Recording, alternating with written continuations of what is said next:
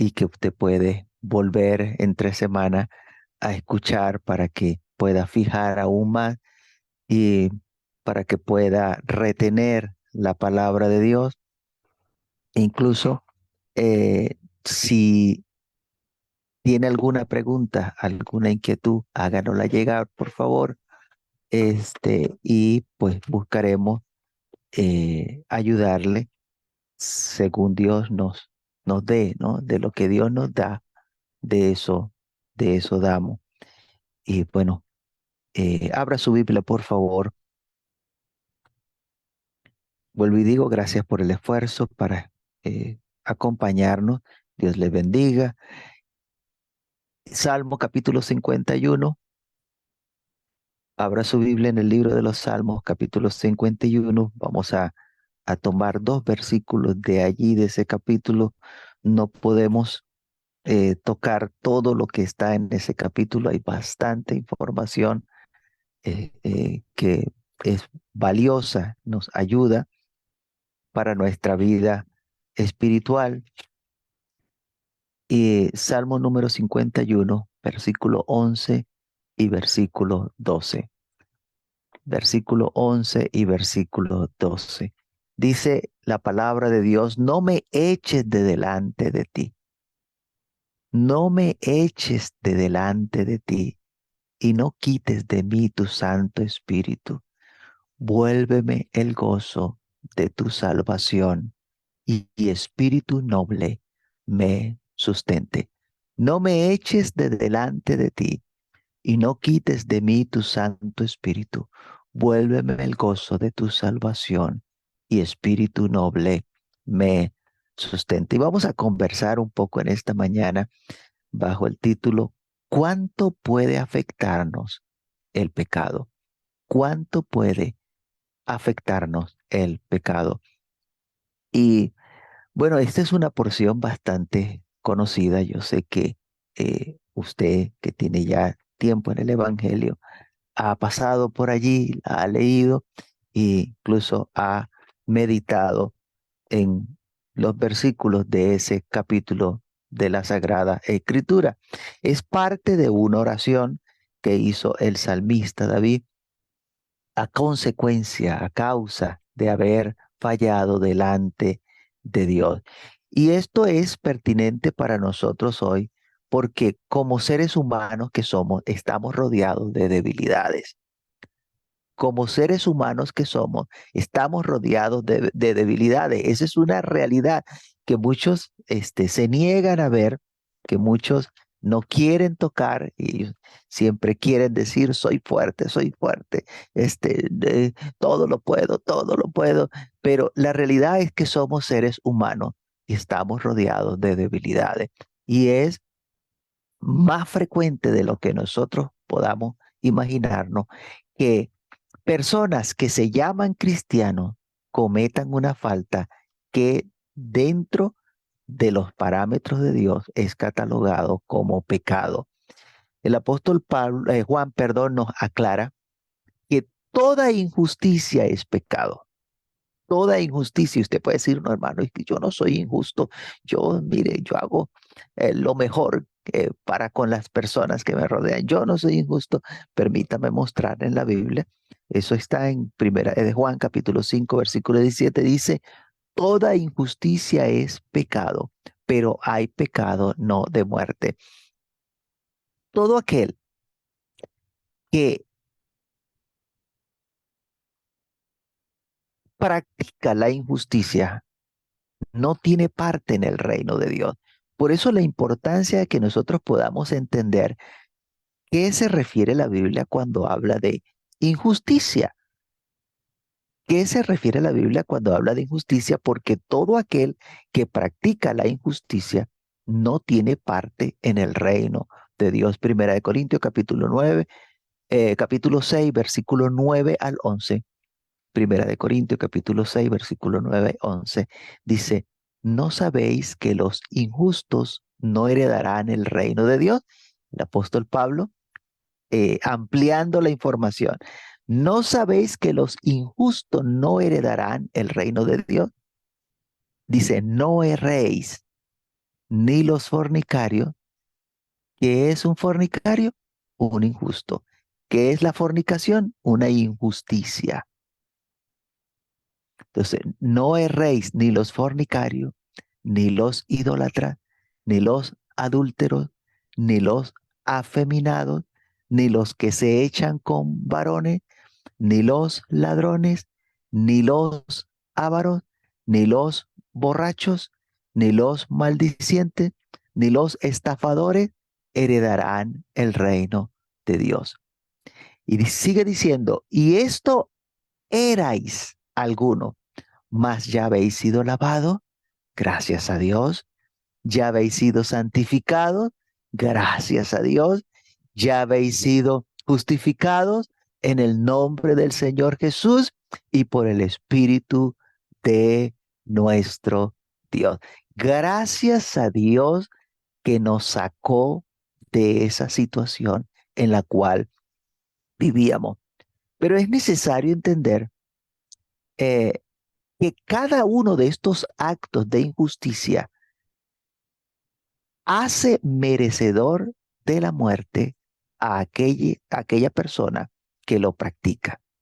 Cada uno de estos actos, eh, cuando nosotros llegamos a los pies del Señor, deben ser desarraigados de nuestra vida porque son causantes de muerte para todo aquel que lo practica. Si usted y yo hemos llegado a los caminos del Señor, estas cosas deben desaparecer por completo de nuestra vida. Encontramos en Primera de Corintios capítulo 6 versículo 11, el versículo 11, último versículo que leímos allí de Primera de Corintios 6, 11 dice, esto erais, ya no, esto erais, pasado, ya no, ya habéis sido lavado, ya habéis sido santificado, ya habéis sido justificado en el nombre del Señor Jesús y por el Espíritu de nuestro Dios. Y vemos que Dios entonces hace su trabajo. El trabajo de Dios es lavarnos, santificarnos, justificarnos, ¿ok? Y nosotros tenemos que hacer el trabajo nuestro, apartarnos de toda injusticia, ¿ok? Cada quien tiene su propio trabajo. Entonces, lo que debe ocurrir en cada uno de los que hemos manifestado nuestro deseo de servir a Dios es que todas las obras del enemigo, del diablo, que antes hacíamos cuando no conocíamos a Dios, todas esas obras deben ser deshechas en nuestra vida y debemos hacernos practicantes de la justicia. No debemos practicar la injusticia, debemos practicar la justicia que es en Dios. Primera de Juan, capítulo 3 versículo 8, el que practica el pecado es del diablo, porque el diablo peca desde el principio. Para esto apareció el Hijo de Dios, para deshacer las obras del diablo. De manera que nosotros estamos en una nueva etapa cuando hemos conocido la misericordia de Dios para con cada uno de nosotros, donde ahora debemos andar en justicia. Y mire, si inmediatamente que nosotros arregláramos nuestra vida con Dios, se nos diese el descanso eterno. Usted entendió, ¿verdad? Lo que significa el descanso eterno. Si inmediatamente que usted arregló las cuentas, pero es que a veces hay gente que no quiere arreglar las cuentas con Dios y si me muero, ¿no? No, el problema es que te mueras sin haber arreglado las cuentas, ¿no? Si nos dieran el descanso eterno, pues sería maravilloso, inmediatamente fuésemos sacados de este mundo, hubiese menos problemas pues, puesto que mientras nosotros estemos en este mundo lleno de maldad y a su vez rodeado de tanta debilidad, nosotros no estamos exentos de pecar, no estamos exentos de fallar. Y no me malentienda, no es que permanecemos siendo unos pecadores, viviendo en pecado. No, porque la verdad es que no estamos practicando el pecado, sino que por descuido y a veces por confiados metemos la pata y cometemos pecado. Porque nos descuidamos, cometemos errores. Esa es la realidad del ser humano. Ahora, ¿qué solemos hacer nosotros cuando pecamos? Nosotros los seres humanos, le han dicho a usted? ¿Qué ha visto usted en todo el tiempo que ha estado en la iglesia? ¿Qué hacemos cuando alguien comete pecado? Bueno, lo que solemos hacer, a veces cuesta un poquito más esta palabra que voy a decir, pero reconocemos que hemos pecado. Eso de reconocer para algunos se hace un poquito difícil, este, y luego pedimos perdón por nuestros pecados. A veces pedimos perdón por nuestros pecados, pero no queremos reconocer que en realidad la culpa fue de nosotros. Le echamos la culpa a otro. Ese fue el diablo que me dijo alguien una vez. Ya me tentó el diablo. No fuiste tú que lo hiciste. Asume la responsabilidad y di, yo he pecado y yo soy el que tengo que pedir perdón por mis pecados. Y si hasta allí fuese lo que tenemos que hacer, no hay ningún problema. El problema es que nos olvidamos de las consecuencias que trae a nuestra vida el haber pecado. ¿A qué punto puede llegar a afectarnos el pecado que nosotros cometamos? ¿Hasta qué punto? ¿Hasta dónde?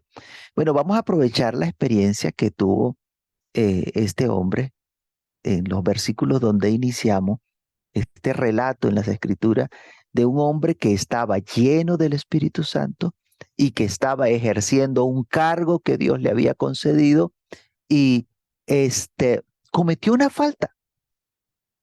Y por las mismas palabras que él dijo, eso era para muerte. Él era digno de muerte. Pero encontramos en la Biblia que Dios le perdonó y luego que él se arrepintió, Dios le perdonó, agregó él luego que Dios se arrepintió porque es necesario que entendamos que para poder recibir perdón de Dios necesitamos arrepentirnos primero. Y vamos a ver 4 puntos dentro de la oración de David que leímos allí en el capítulo 51. Vamos a ver 4 puntos que son de suma importancia que nosotros los mantengamos presentes porque nos puede ayudar a arreglar nuestra vida y podemos ayudar a otro también. El primer punto que vamos a ver está en el Salmo 51, versículo 11. Recuerda que leímos 2 versículos, versículo 11 y versículo 12 del Salmo 51. Y dice David, hablando con Dios, no me eches de delante de ti. Número uno, no me eches de delante de ti. Si algo tenía bien claro David, era que eh, Dios había echado de delante de él al rey que había estado antes como rey, al rey que había estado antes de David, perdón, a Saúl. Dios lo había echado de su presencia. Dios no quiso saber nada más de Saúl. David esto lo vio con sus propios ojos. Recuerde que David le tocaba allí el arpa para que Saúl se tranquilizara, los demonios lo dejaran tranquilo. Eso lo vio David con sus propios ojos. Cómo era Saúl atormentado por un espíritu malo, cómo se transformaba Saúl, incluso quería atentar contra la vida de David con una lanza. Vaya, Primera de Samuel capítulo 18, versículo 9 y al 12. Primera de Samuel capítulo 18, versículo 9 al 12. Y dice, y desde aquel día Saúl no miró con buenos ojos a David. Aconteció al otro día que un espíritu malo de parte de Dios tomó a Saúl y él desvariaba en medio de la casa. David tocaba con su mano como los otros días y tenía Saúl la lanza en la mano y arrojó Saúl la lanza diciendo, enclavaré a David en la pared, pero David lo evadió 2 veces, mas Saúl estaba temeroso de David por cuanto Jehová estaba con David y se había apartado de Saúl. Entonces, Dios agarró y echó de delante de él a Saúl. Lo puso a un lado, se apartó de Saúl, ya no estuvo más con Saúl y en su lugar empezó a estar con David para ayudarle en todo lo que hacía. Y aun cuando Saúl procuró comunicarse con Dios, la Biblia nos deja saber que Dios más nunca le respondió. Primera de Samuel, capítulo 28, versículo 6. Primera de Samuel 28, 6. Y consultó Saúl a Jehová, pero Jehová no le respondió, ni por sueño, ni por Urim, ni por profeta. No hubo forma ni manera que Dios le respondiera a Saúl. ¿Por qué llegó Saúl a esa condición? Porque se dedicó a ser desobediente a Dios, porque no quiso vivir para Dios, no quiso hacer lo que Dios le estaba diciendo que hiciera, por lo tanto Dios se apartó de él. Entonces, un pecado puede llevarnos a esta condición donde Dios se aparta de nosotros. Y David sabía muy bien que la razón por la que Dios se apartó de Saúl fue porque Saúl cometió pecado, pecó contra Dios. Y esto pues debe servirnos a nosotros hoy en día como ejemplo. Eh, no es tampoco que por cualquier caspa que nos caiga en la cabeza, entonces Dios nos va a desechar y no nos va a contestar más. No, no me lo vaya a malinterpretar ni me lo vaya. Es que hay la condición muy específica. Dios desecha a aquel que se aparta de Dios deliberadamente. Está bien, Dios, muy bonito todo lo que tú dices, todo lo que tienes que darme, qué bueno, pero yo no quiero saber nada de ti y me dedico a hacer el mal. Bueno, sepa que si usted deja a Dios, Dios se va a alejar de usted para siempre. Eso lo vemos en el consejo que el mismo David le da a su hijo Salomón en Primera de Crónica, capítulo 28, versículo 9. Primera de Crónica, capítulo 28, versículo 9. Y tú, Salomón, hijo mío, reconoce al Dios de tu padre y sírvele con corazón perfecto y con ánimo voluntario, porque Jehová escudriña los corazones de todos. Jehová escudriña los corazones de todos y entiende todo intento de los pensamientos. Si tú le buscares, lo hallarás. Mas si le dejares, él te desechará para siempre. Si tú le dejares, él te desechará para siempre. De manera que el que deja a Dios, Dios lo pone a lado. Y ya por más que quiera acercarse a Dios, no es posible porque esa persona deliberadamente tomó la decisión de alejarse de Dios. Mira, hay gente que dice, no, no, yo voy un tiempito al mundo y disfruto. Es que yo todavía estoy joven y cuando tengo unos añitos más, yo regreso a la iglesia. Y bueno, yo respeto tu pensamiento y yo respeto tu posición. Pero ¿qué piensa Dios? ¿Qué piensa Dios de alguien que le diga, no, dame un tiempito, unos 2 años, 3 años, yo me voy a ir al mundo a hacer, porque yo quiero disfrutar la juventud, yo quiero. ¿Qué cree usted que pensará Dios si deliberadamente le estás dejando? Ten cuidado, porque Dios puede desecharte para siempre. Así que pues la persona que ha cometido pecado y quiere arreglar sus cuentas con Dios, debería hacer lo que hizo David, pedirle a Dios que no le eche delante de él, que no le dé la espalda. Hablar con Dios, Señor, no me eches delante de ti, no me eches delante de ti, no me pongas a un lado, Señor, yo cometí una falta, pero yo aún quiero servirte, yo quiero vivir para ti. Ayúdame a arreglar este problema que tengo. No me eches de delante de ti. Eso es necesarísimo, porque eso va a mostrarle a Dios lo que en realidad hay en tu corazón, que tú quieres vivir para Dios, que se te está haciendo fuerte. Sí, que es que nadie dijo que era fácil, pero Dios te dará la oportunidad según lo que haya en tu corazón. No me eches delante de ti. Número dos, no quites de mí tu Santo Espíritu. No quites de mí tu Santo Espíritu. Salmo 51:11, donde arrancamos. Dice, no me eches de delante de ti y no quites de mí tu Santo Espíritu. Una de las bendiciones más grandes que Dios nos da a nosotros, los seres humanos, es poner sobre nosotros su Santo Espíritu. Hacer morar en nuestras vidas su Santo Espíritu.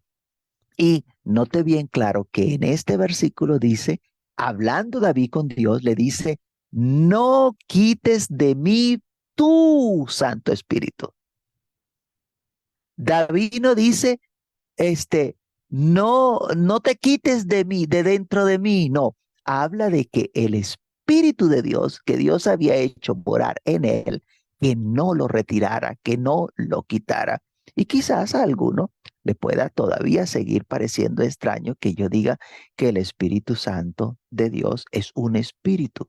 Es el Espíritu de Dios, es el Santo Espíritu de Dios que Dios ha hecho morar en nuestra vida. No es la persona de Dios, sino su Santo Espíritu que mora en nuestros corazones. En Primera de Samuel, capítulo 16, versículo 13 y 14, allí voy a mostrarle esta relación que había con el Espíritu de Dios entre estos dos hombres, Saúl, David. Y mire, dice, y Samuel tomó el cuerno de aceite. Primera de Samuel capítulo 16, versículo 13 al 14. Y Samuel tomó el cuerno de aceite y lo ungió en medio de sus hermanos. Y desde aquel día en adelante, el Espíritu de Jehová vino sobre David.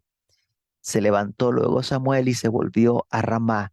Y el Espíritu de Jehová se apartó de Saúl y le atormentaba un espíritu malo de parte de Jehová. De manera que Dios retiró su Santo Espíritu que había puesto sobre Saúl, lo retiró de Saúl y ahora lo colocó sobre David para estar con David. Ese espíritu que hizo morar sobre David el día que fue ungido David es el Espíritu de Dios. Es el Espíritu que Dios también ha hecho morar en cada uno de nosotros. Santiago 4:5 dice, o pensáis que la Escritura dice en vano, el Espíritu que Él ha hecho morar en nosotros nos anhela celosamente.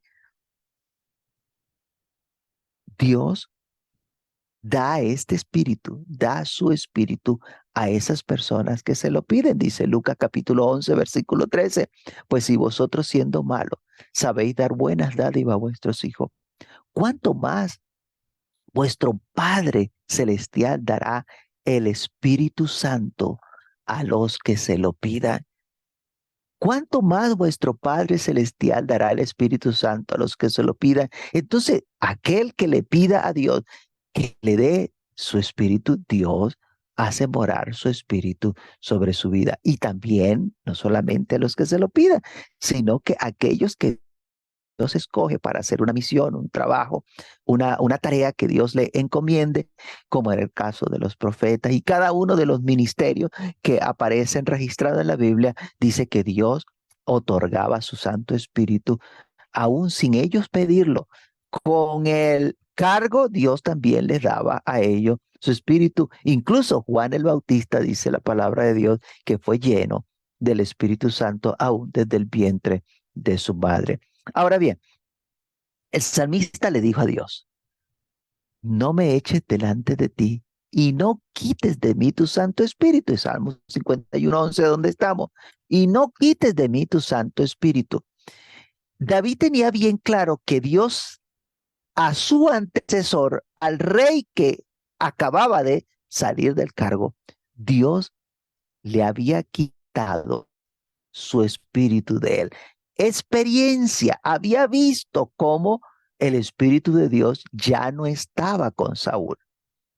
Bueno, Dios es autónomo, Dios es dueño de su espíritu y él lo da a quien quiera darlo y lo quita a quien quiera quitárselo. En especial, lo quitará a aquellos que no quieren andar conforme a la voluntad de Dios. ¿Y por qué es necesario saber esto?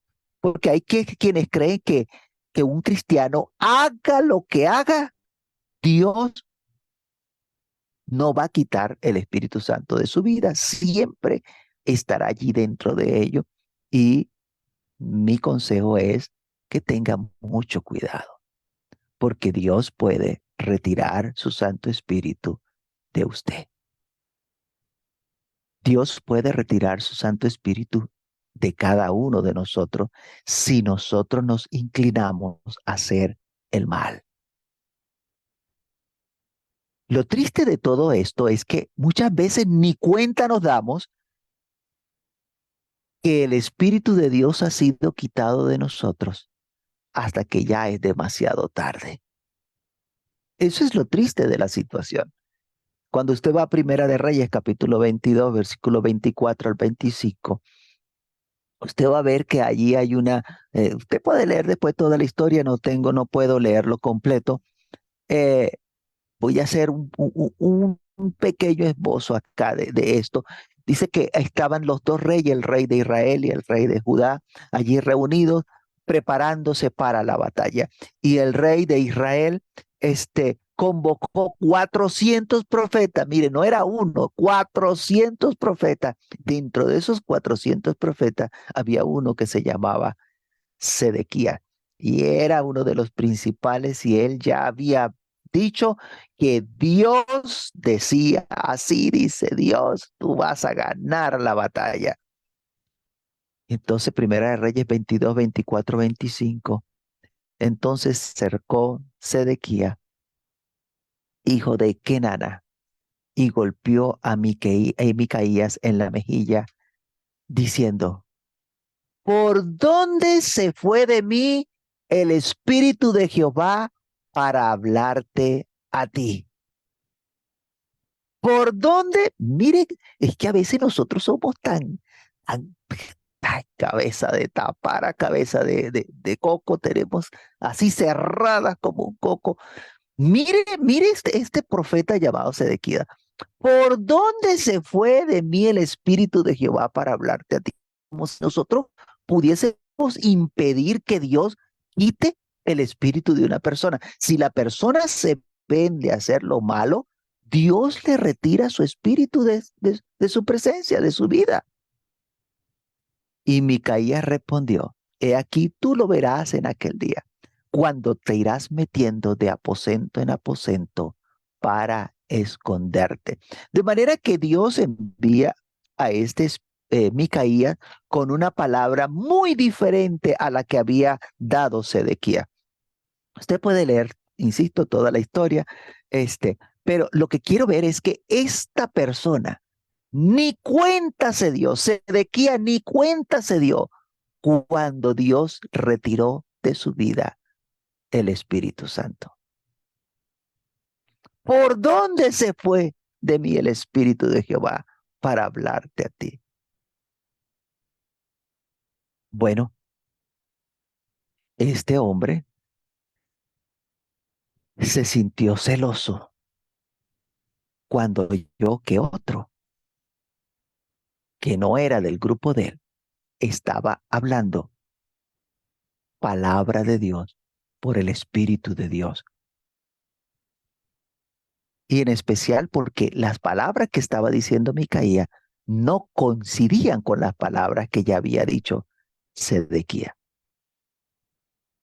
Permítame decirle cómo incomoda a los oídos las palabras de Dios, las palabras que Dios dirige por el Espíritu y que llegan al oído de una persona que ya el Espíritu de Dios ha sido quitado, ¿cómo incomodan a sus oídos? Y por eso nosotros debemos tener mucho cuidado. Cuando usted escuche la palabra de Dios y esas palabras le incomodan tanto, alguien en una oportunidad me dijo, no diga eso, porque las palabras le estaban entrando y penetraban en su corazón, porque ya el Espíritu de Dios había sido quitado de su vida. Allí le dejo eso para que lo medite. Este Sedequía se dio cuenta en ese momento que ya el Espíritu de Dios no estaba en él. Por eso su pregunta, ¿por dónde se había ido? Él no se había dado cuenta que ya el Espíritu de Dios no estaba en él. Y discúlpeme que haga tanto énfasis en este, pero quiero mostrarle para ayudarle cómo actúan estas personas que ya no tienen el Espíritu de Dios, porque Dios retiró de su vida el Espíritu. Estas personas quieren sustituir el poder de Dios por la violencia propia. Toda violencia no viene del Espíritu de Dios. La Biblia dice que el Espíritu de Dios es, según Gálatas capítulo 5, 22 y 23, el fruto del Espíritu es amor, gozo, paz, paciencia, benignidad, bondad, fe, mansedumbre, templanza. Contra tales cosas no hay ley. ¿Se dio cuenta que ahí no hay ira? ¿Se dio cuenta que ahí no hay violencia?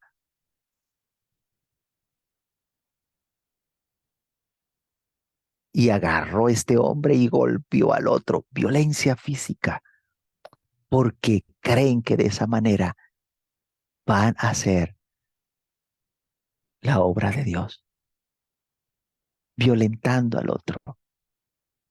Esa es una señal de que el Espíritu de Dios ya no está en su vida. Ahora bien, si usted ve a esa persona que está actuando con violencia y con toda clase de injusticia, sepa entonces que ya el Espíritu de Dios no está en esa persona, porque manifiestas son las obras de la carne. Gálatas 5, 19, 21. Y manifiestas son las obras de la carne, que son adulterio, fornicación, inmundicia, lascivia, idolatría, hechicería, enemistades, pleitos, celos, iras, contienda, disensiones, herejías, envidias, homicidios, borracheras, orgías y cosas semejantes a esta, acerca de las cuales os amonesto, como ya he dicho antes, que los que practican tales cosas no heredarán el reino de Dios. De manera que si usted ve actuando a alguien como cualquiera de estas cosas que aparecen acá en esta lista, sepa que todas esas son obras de la carne, que allí no está el Espíritu de Dios presente. Por más que esa persona pueda hablar cualquier cantidad de lenguaradas y decir que está hablando en lengua, entienda, no está allí el Espíritu de Dios. Ya Dios ha retirado de su vida el Espíritu. Dios nos ayude porque siguiendo el ejemplo de David, nosotros debemos pedirle a Dios, por favor, no quites de mí tu Santo Espíritu. No quites de mí tu Santo Espíritu. Número 3, vuélveme el gozo de tu salvación. Vuélveme el gozo de tu salvación. Salmo 51, 12, donde iniciamos. Esa fue otra de las peticiones que le hizo David a Dios. A causa de el pecado que había cometido, David había caído en una situación donde su vida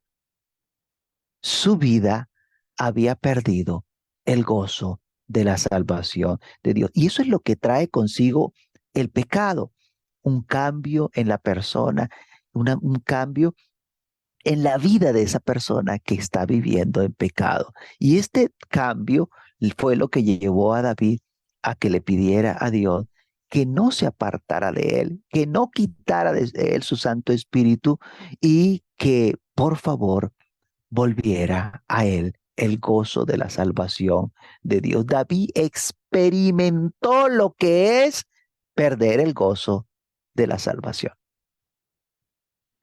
El síntoma principal es tristeza.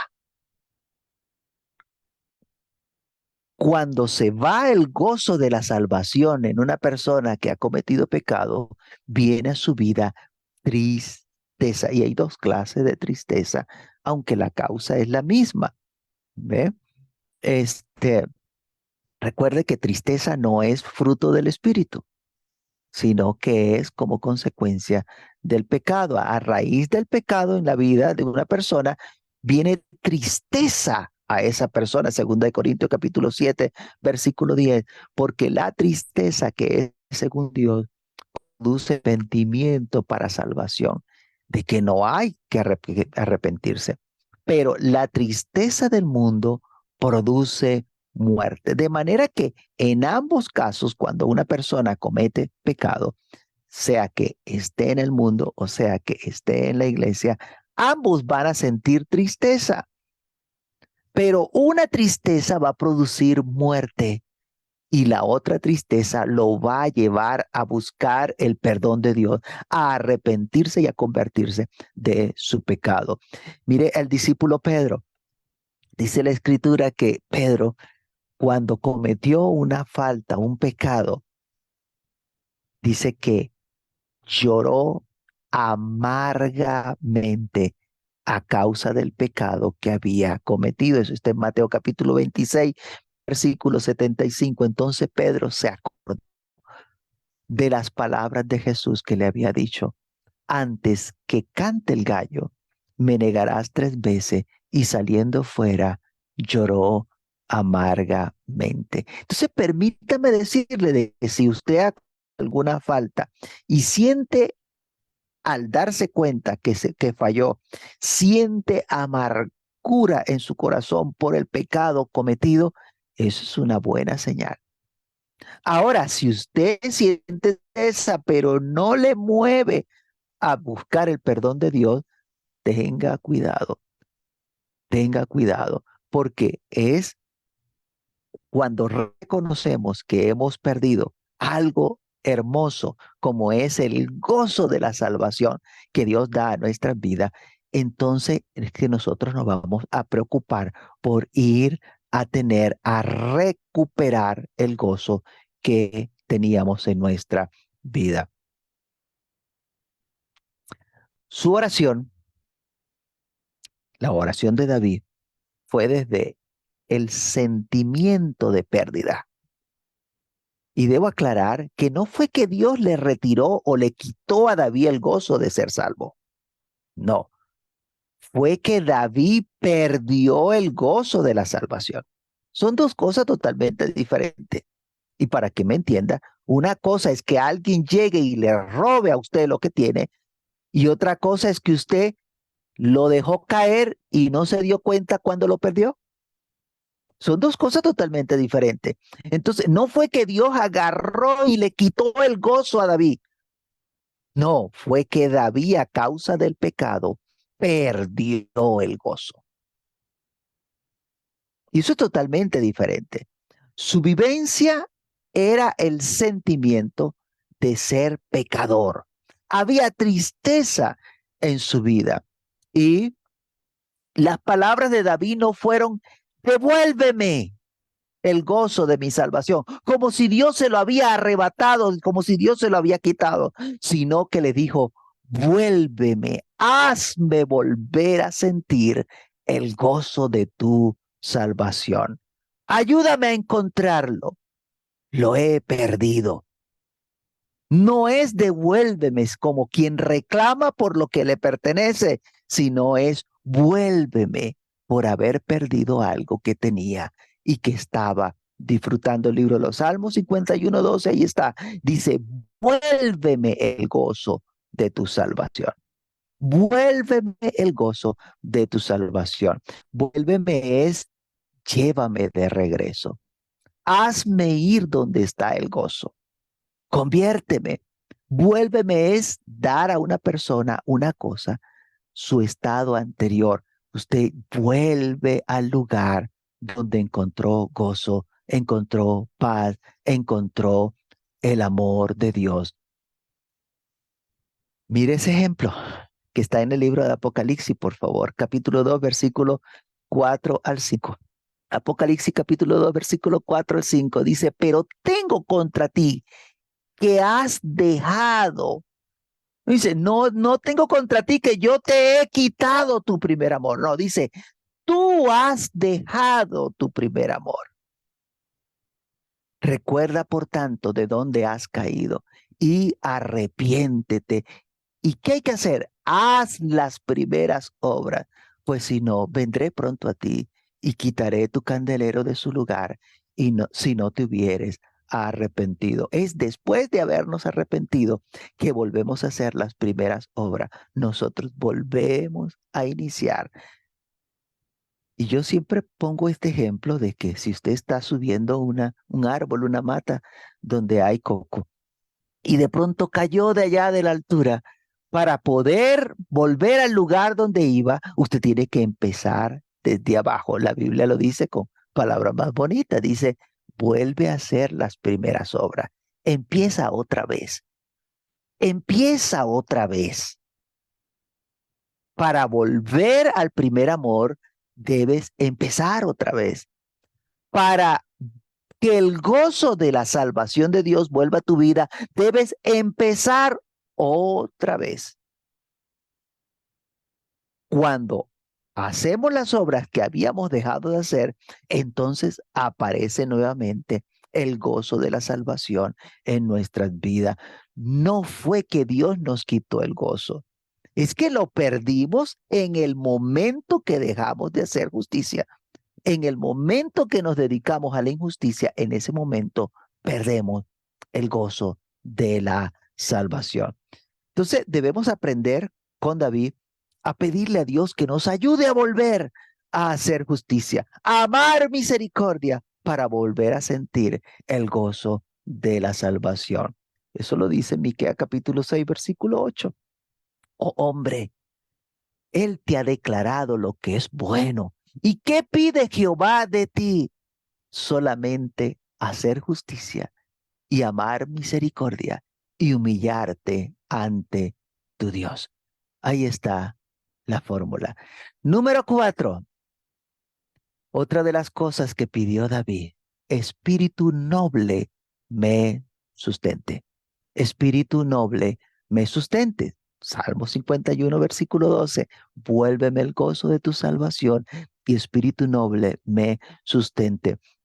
Aquí debo dejar claro que este espíritu noble del que está hablando aquí la escritura no es el espíritu de Dios, sino que está haciendo referencia al espíritu del hombre. Cuando David pecó, David, que estaba ungido como rey y que estaba lleno del Espíritu Santo, este pecó porque algo falló, algo falló. Nosotros pudiésemos pensar, si estaba lleno del Espíritu Santo, ¿por qué no se detuvo a tiempo? ¿Por qué no paró antes de cometer el pecado? Bueno, debemos entender cómo hace el Espíritu de Dios para redarguirnos, siendo que el Espíritu de Dios está morando dentro de nuestra vida. El Espíritu de Dios le habla a nuestro espíritu que está dentro de nosotros y por medio de él nos redarguye de pecado. Pero, ¿qué sucede? Bueno, sucede que cuando este espíritu del hombre que está dentro de nosotros se ha corrompido o se ha contaminado, entonces no hay alarma que nos diga, estás haciendo lo que no es correcto delante de Dios. Segunda de Corintios capítulo 7, versículo 1. Así que, amado, puesto que tenemos tales promesas, limpiémonos de toda contaminación de carne y de espíritu, perfeccionando la santidad en el temor de Dios. ¿Por qué es interesante este versículo? Porque la gran mayoría de nosotros sabemos cómo limpiarnos nuestra carne. Nos preocupamos a irnos a echarnos un buen baño con agua y bastante jabón y ya se acabó el problema. Y yo le pedí perdón y ya se acabó el problema. Pero el espíritu quedó contaminado. Recuerde, no me refiero al Espíritu de Dios, sino a el Espíritu que hay en mí, que le da vida a mi cuerpo. El Espíritu del hombre quedó contaminado. Y la Biblia dice que debemos limpiarnos de la contaminación de la carne, apartarnos del pecado, de la injusticia, y debemos limpiarnos de la contaminación de espíritu también. Dos contaminaciones totalmente diferentes y nos está diciendo que debemos nosotros limpiarnos de esa contaminación. En ambos casos, tanto la carne como el espíritu deben ser irreprensibles. Nosotros como cristianos, como hijos de Dios, debemos vivir irreprensible. Primera de Tesalonicenses capítulo 5, versículo 23. Y el mismo Dios de paz os santifique por completo. El mismo Dios de paz os santifique, nos aparte del mal por completo, y todo vuestro ser, espíritu, alma y cuerpo, espíritu, alma y cuerpo, sean guardados irreprensibles para la venida de nuestro Señor Jesucristo. Entonces podemos ver claramente que nuestro espíritu puede contaminarse con con las cosas malas. Y entonces no nos va a redarguir cuando el Espíritu de Dios nos esté hablando, no nos va a redarguir porque Él es cómplice, es compinche de las cosas malas, porque ya está contaminado. Y mire, la misericordia de Dios es tan grande que entonces, en vista de que esa vía no está funcionando, Dios nos envía el mensaje desde afuera por medio de su palabra o por medio de un enviado, para que nuestra alma pueda ver la condición en la que nos encontramos, que estamos viviendo en delitos y pecados. Es más, muchas veces, si Dios no nos envía a alguien que nos muestre el pecado que estamos cometiendo, o que por medio de su palabra nos muestre, ¿verdad? Porque estamos escuchando la palabra y la palabra nos reprende. Si no reconocemos el mensaje externo, entonces la persona sigue pecando. Pues desde nuestro interior ya no hay remordimiento porque el espíritu del hombre está contaminado. Y esa es la razón por la que David no detuvo a tiempo. Él no se detuvo a tiempo porque su espíritu estaba contaminado y no lo redarguyó cuando el Espíritu de Dios con toda seguridad le estaba redarguyendo de pecado. Y por esto entonces David le pide a Dios que un espíritu noble le sustente, un espíritu que me advierta, un espíritu que me ayude a cuidarme, un espíritu que no me deje desviarme ni a derecha ni a izquierda. Y nosotros debemos cuidar nuestro espíritu de que esté limpio, de que no se haya contaminado y que cuando algo malo esté pasando en nuestra vida, nuestro espíritu pueda recibir el mensaje del Espíritu de Dios y nos redarguya y podamos corregir a tiempo para que no caigamos en el lazo de la tentación. Mire, esta es la razón por la que dentro de muchas iglesias, a pesar de que Dios los reprende, podemos encontrar dentro de esas iglesias personas a cualquier nivel que viven una doble vida. Aparentan ser cristianos, pero viven en la injusticia. 1 Corintios 5:11 dice, más bien os escribí que no os juntéis con ninguno, que llamándose hermano, mire, llamándose hermano, y mire las pequeñas cosas que hacían, fuere fornicario, o avaro, o idólatra, o maldiciente, o borracho, o ladrón, con el tal aún ni comáis. De manera que hay gente dentro de las iglesias que llevan una doble vida. Y a pesar de que Dios le habla por la palabra, los redarguye, ellos no quieren cambiar y siguen llevando una doble vida. Su espíritu está contaminado y no reciben la corrección de parte de Dios porque hay problema en su vida. Usted y yo debemos preocuparnos por estar limpio en nuestro espíritu, porque las personas que actúan de esa manera, con doble vida, dicen ser evangélico y se comportan como uno que no lo es, esas personas están reprobadas. Tito 1:16 dice, profesan conocer a Dios, pero con los hechos lo niegan, siendo abominables y rebeldes, reprobados en cuanto a toda buena obra. ¿Cuánto daño hace la rebeldía? ¿Cuánto daño hace la rebeldía en la vida de una persona? La rebeldía no es fruto del Espíritu de Dios. La rebeldía es obra de la carne. Y la rebeldía nos lleva a ser reprobados delante de Dios. Ahora, yo quiero dedicar un tiempo más para aquellos que aún no están reprobados, aquellos que aún Dios les muestra cuando han cometido una falta. Dios está tratando con todos y cada uno de nosotros por medio de su Santo Espíritu. Te está redarguyendo, está esperando que tú rectifiques. Esa tristeza que es según Dios que está viniendo a tu vida por causa de haber cometido un pecado, es la tristeza que pone Dios para el arrepentimiento que te va a llevar a salvación.